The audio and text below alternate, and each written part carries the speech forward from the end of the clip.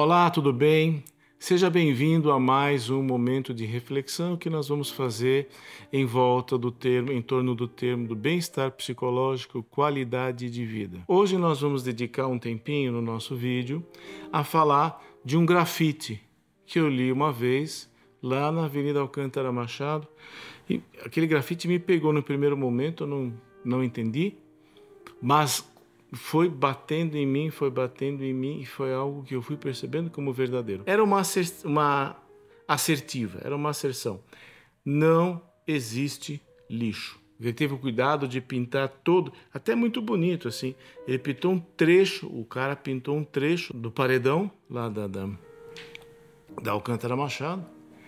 E em cima dele, pintou de uma coisa meio cor de vinho.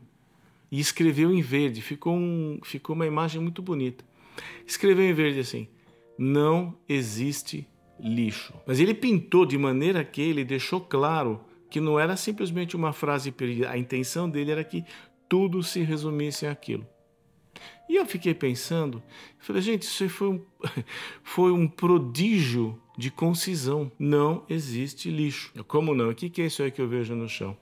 E aí que eu falei, pois é, o que eu estou vendo no chão é o que não foi coletado. O que não foi coletado não foi reciclado.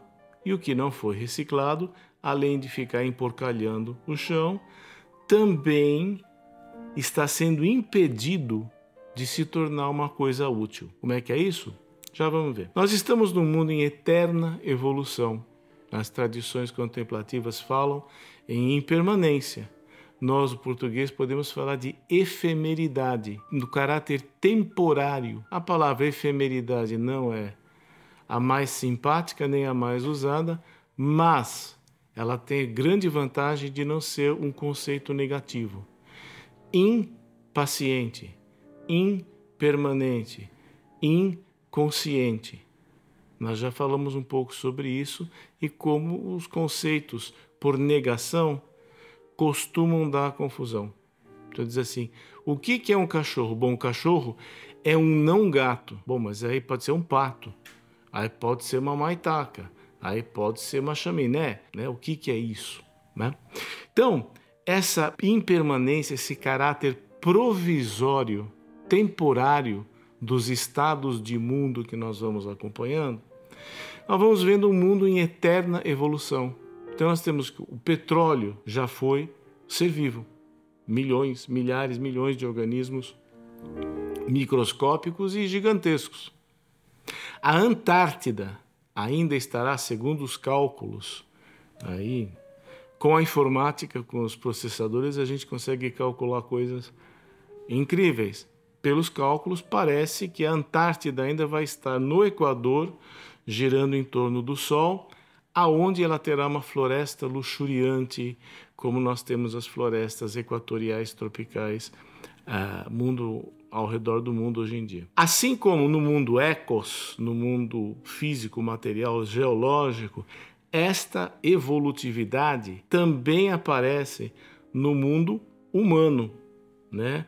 No mundo do grego cosmos, que o cosmos no grego é o mundo humano, não é exatamente o universo como a gente tem o sentido hoje em dia. Nós temos aqui no Brasil um episódio que ilustra muito bem que não existe lixo, que foi o acidente recente, há alguns anos atrás, que a gente teve na represa de Mariana. Foi amplamente divulgado e tudo. O material que era depositado nessa represa, nesse dique, nesse represamento, era um material que não era mais usado para nada. Ele já tinha se feito a extração do ferro, então aquilo era praticamente uma argila ali sem maiores utilidades. Errado. Ele não era reciclado, não era recolocado em um processo posterior de utilização. Ficava lá, alagado. E aí alguém lá da manutenção da muralha, como é que estava o dique, como é que estava o represamento, etc, etc, etc. E lá pelas tantas a coisa desandou. Não foi colocado num processo posterior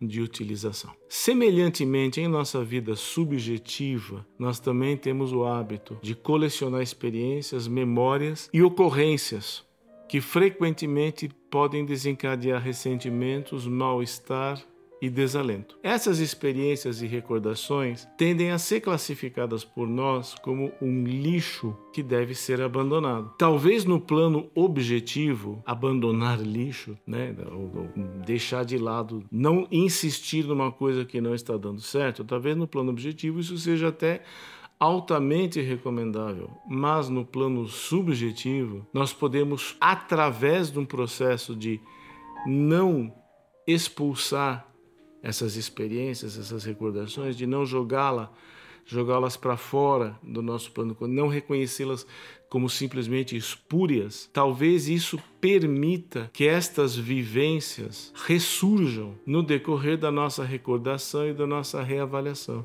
E com isso possam despontar como a matéria-prima de novas reflexões e de novas realizações. Uma experiência profissional é um exemplo típico. Aquilo que eu fiz, aquilo que eu tentei, não deu certo. E o resultado foi amargo. Você foi pior ainda. Além de não dar certo, ainda teve um saldo amargo para mim. Em lugar de tentar empurrar para longe, dizer, olha, aquilo foi lixo e os ressentimentos que eu tenho são lixo, põe de lado, suprime e bola para frente, talvez permitir que a frustração e o ressentimento façam parte do cenário maior, claro, na medida que minhas emoções assim o permitam. E lembrando que as emoções também são passageiras, eu posso ter a mesma recordação anos depois e o entorno emocional que eu tenho em relação àquilo está diferente. Um exemplo disso é quando eu perco pai, eu perco mãe. Uma experiência extremamente dolorosa num determinado momento. E depois eu ainda me lembro claramente da partida do meu pai, da partida da minha mãe. E isto não traz nenhum tipo de dor emocional. E na medida em que eu consigo permitir a frustração, o ressentimento, a dor, a frustração, a tristeza fazerem parte do presente momento, fazerem parte do cenário geral, da visão ampla, eu dou a possibilidade que essa experiência possa vir a ser a matéria-prima de minha próxima empreitada. E isso é extremamente importante porque isso tem a ver com aprendizado. Mas isso tem a ver com aprendizado emocional, não exatamente com aprendizado cognitivo. Aprendizado cognitivo também faz parte, mas não é o ponto essencial. Normalmente não é a nossa cognição que enceta o mal-estar. Normalmente o mal-estar é veiculado pela cognição, mas o mal-estar faz parte do universo emocional. Então, isso se aplica também à minha vida pessoal. Um exemplo, uma resposta atravessada que eu dou para minha esposa, para o meu marido, e pode causar, vir a trazer um mal-estar muito grande no convívio conjugal, no convívio familiar. Em lugar de tentar pôr isso de lado, falar isto foi um erro, não farei mais, tentar jogar para fora, eu posso considerar e levar em conta por que eu tive a atitude que eu tive, o que é que foi que me provocou, me levou a ter uma atitude tão estrategicamente tão ruim, humanamente tão tóxica, tão nociva. E muitas vezes, ao fazer isso, eu me permito ter uma percepção das coisas que me move na direção de ser um parceiro mais legal, um companheiro melhor, pai mais amoroso para minha esposa, para meu filho, para as pessoas que são importantes para mim, que são relevantes no meu dia a dia. Então fica aqui uma ideia de que mesmo a pior experiência, mesmo aquela da qual eu tenho maior vergonha, né? Mesmo ela pode ser a matéria-prima, ela pode ser o material para uma nova construção. Maneira de me relacionar com as pessoas que eu amo, a maneira de eu me relacionar com o meu trabalho, a maneira de eu me relacionar com as expectativas que eu crio em função desse trabalho.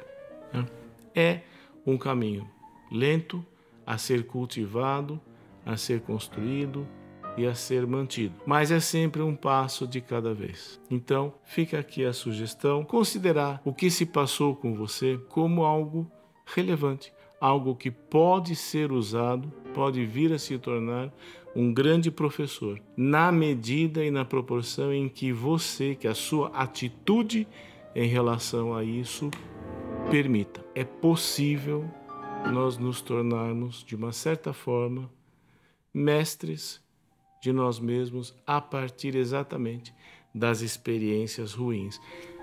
Das boas também, tá? Não vamos aqui nos tornar pessimistas. É que geralmente as coisas desagradáveis a gente tende a tentar suprimir, as outras não. Então a gente fala disso porque a gente tende a considerar isso lixo. E as coisas boas a gente não considera lixo. É isso aí, gente. Muito obrigado. Se você curtiu esse vídeo, dê um like, comente, compartilhe, inscreva-se no nosso canal para mais conteúdo. É isso aí. Obrigado.